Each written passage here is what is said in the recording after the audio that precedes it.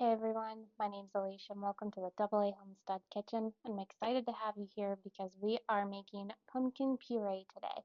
As you can see, I've got this cute little pumpkin in front of me.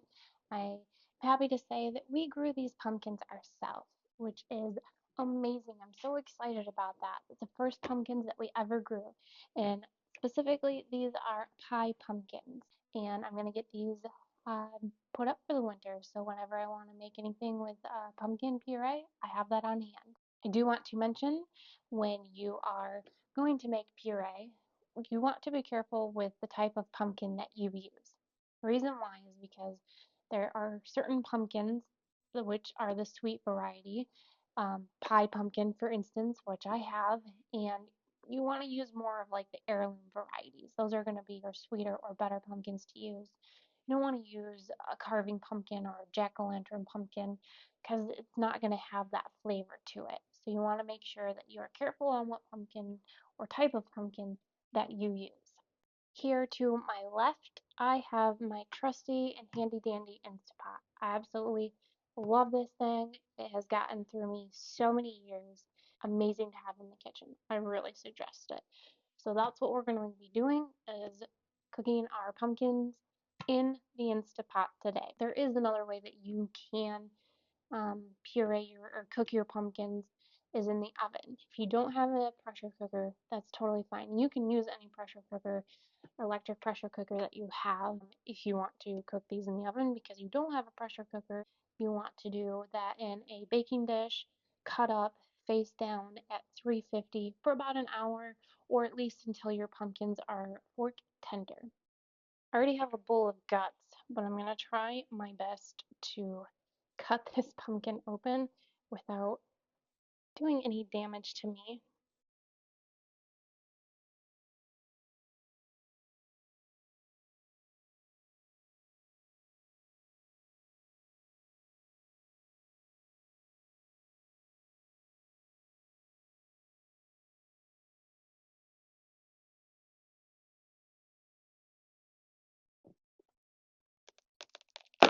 There we go.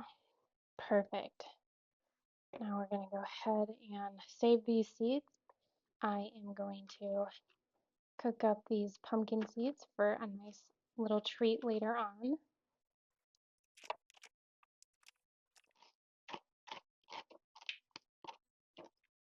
Alright, pumpkin number 2, or the second half down. Let's go ahead and get this in the pot.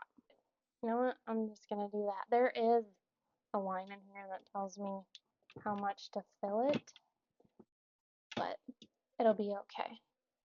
We're going to go ahead, get this lid on. Now mine isn't automatic. I don't have to mess with this vent. It automatically does it. For the settings, what we are going to do is we're going to put on pressure, and we're going to go over to the time, do 10 minutes, high, and then we're going to go ahead and press start. Pumpkin is all done, and I got it out of the pot. I let it cool down to the point where I can pick it up and it be okay to the touch. Now that it's all done, what you're going to want to do is you're going to want to peel that outer skin off so you can get to your puree. Oh, beautiful. That's exactly what you want. This spot. It's just basically like butter coming off. I'm gonna save this for the chickens. I don't know if they'll actually eat it, but it's worth a try. So we'll set that to the side. I got my blender in the kitchen because we are going to be pureeing it. We need to get all of this smooth so we can get it in the freeze dryer. It smells really, really good.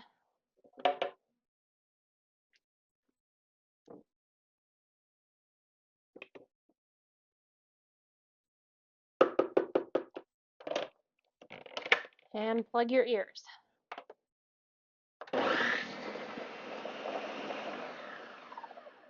All right, I think we're good. I'm going to show you what I did with my trays. I already have some that are lined that I did off camera, but I want to show you how and why I did that. So the reason why I did this is because I've had in the past where things stick to the trays, especially eggs. So when I put it in the freeze dryer, I can just pick this up and it comes off a lot more easily versus not having that. And you can get trays for your freeze dryer off the Harvest Right website, but I prefer to do this. So I already cut out one side, so I almost have a perfect piece on this side, but it's going to be a little off. So what I do is I'll line up the cut side for the manufacturer side. Here we go. And then once I got that, I will take my finger along the inside and make a crease.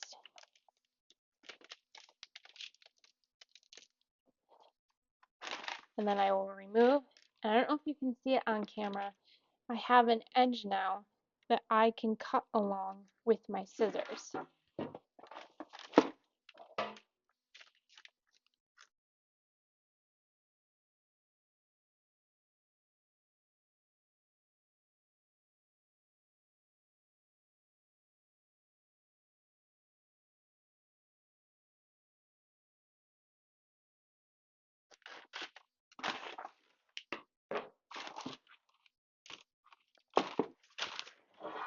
As you can see, it's rolling up on itself. So what I do is I will take it and flip it on itself and push it up against that, and then it stays.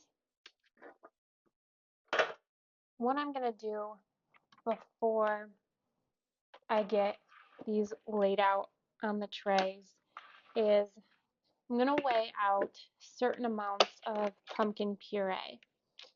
The reason why I'm doing that is because when you're baking, a lot of recipes are going to call for 1 cup or maybe even 2 cups. So I want to make sure that when I weigh that out, I know how much I need after freeze drying. So let's go ahead. I'm going to get a little bit wild, and not only am I going to do 1 cup, then I'm going to do a 1/2 cup just in case, so I have all my bases covered. I'm hoping that I have enough here. I have another pumpkin cooking in the process of all of this. Let me grab a spatula. And I'm going to be doing this in grams. And I already teared this out, so no, I'm not weighing my measuring cup as well. This turned out really nice.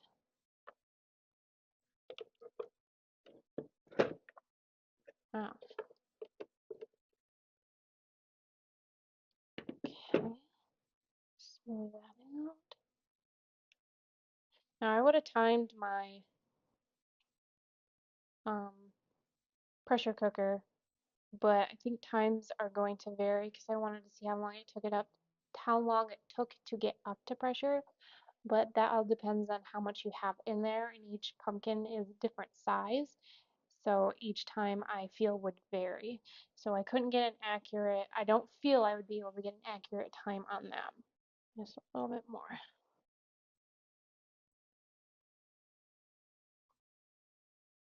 Okay, so that feels good to me, and we're weighing at 280 grams, or 280, 280, same thing. So I'm going to go ahead and write that down for 1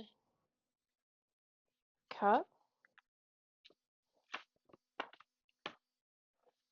Now that we have that, I'm going to go ahead and put that on the tray and smooth that out.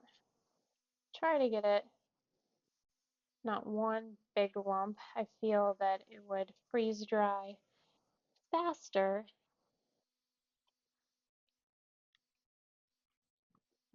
if it's smoothed out a little bit.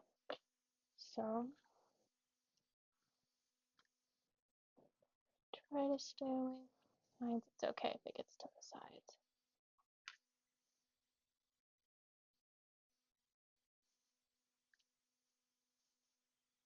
Okay, 1 cup.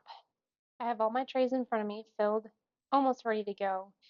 I think it took about 4 pumpkins to get where I'm at, and I'd say they're small side. You saw the first one, so they were pretty close to that size. These are cooling down. I'm not going to stick them in the freezer because I want to get them in right away because I've got a lot of things to catch up on for the freeze dryer. So once these cool, I'm going to go ahead and take you downstairs to the freeze dryer and we'll go from there. So just for my reference, I'm going to put the 1 cup and half cup on the very top with a, I'm going to do actually 1 cup facing towards me so I know where that's at. All right, hit continue, and now we wait. Once this is done, I'll be back and we'll finish from there. The pumpkin is hopefully done. I've got the trays warmed up. Normally, I would use a temperature checker to make sure that there are no cold spots, but it's pulling up and feels pretty warm. In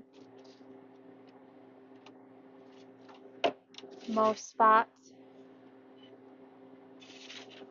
I'm not feeling any cold spots on here. So I'm gonna do no defrost. I'm gonna let it naturally defrost. Took about, I'd say, because I did a little bit of extra dry time just because I couldn't get to it right away. So I would say we're at least under 25-hour runtime, pretty close to 25-hour runtime for that. So let's go ahead and get these trays upstairs.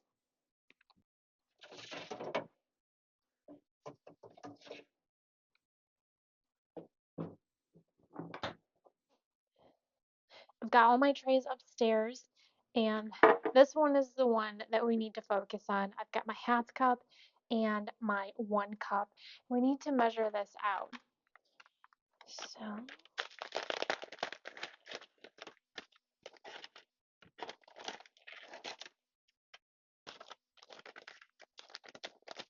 that came off really nicely. That's why I really like using these.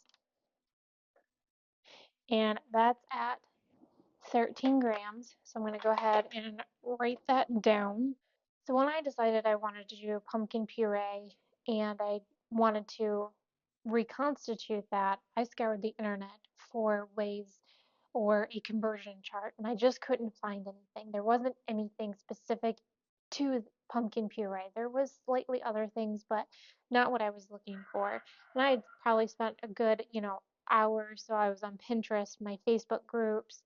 So I decided I'm going to call Harvest Right. Maybe I'm not looking in the right area.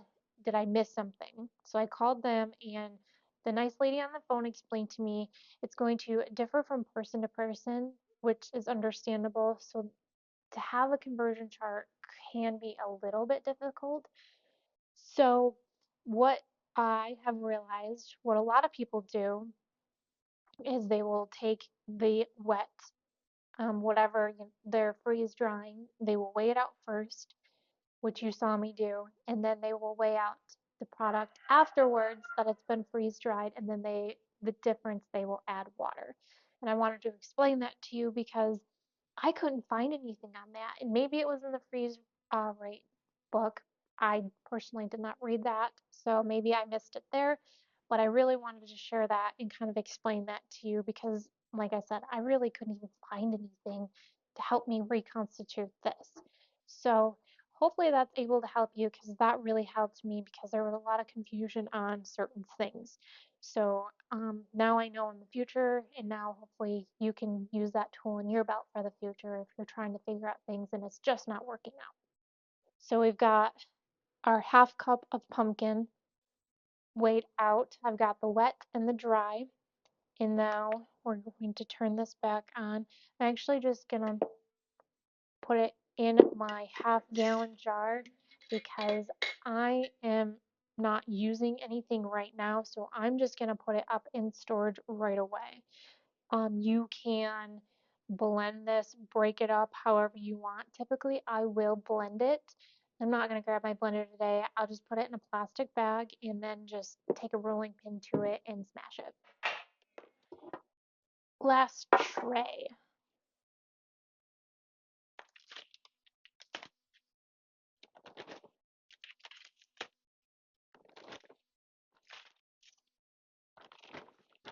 Just give a little room for air to come out.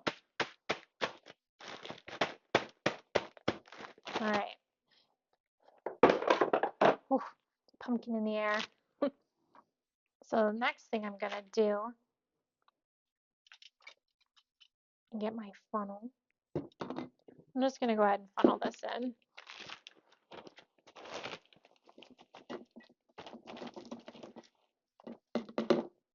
Uh-oh, got backed up here.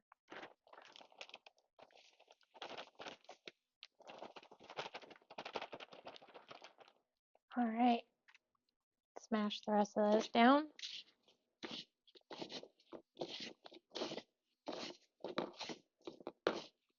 What I'm gonna do is I've got oxygen absorbers that I sealed. I'm gonna take one of these. I'm gonna put it right in there. And then we're just gonna go ahead and seal both of these back up. What I've got here is my food saver, and it has an attachment on it, which I love and hate this thing at the same time. The cutter doesn't work very well. We had to buy new parts for the cutter for it to work. But the great thing about the attachment is I went online and I bought 2 different sizes for your wide mouth and your regular mouth, and I only need the wide mouth, but it's going to go right on top of here. I'm going to take my little attachment, and it took me a while to figure this out, but this comes apart, so you only have this little piece. It's going to fit right on the top here of your jar or your vacuum sealer. Then you're going to go to on mode, hit the accessory button, and it's going to suck all of that air out.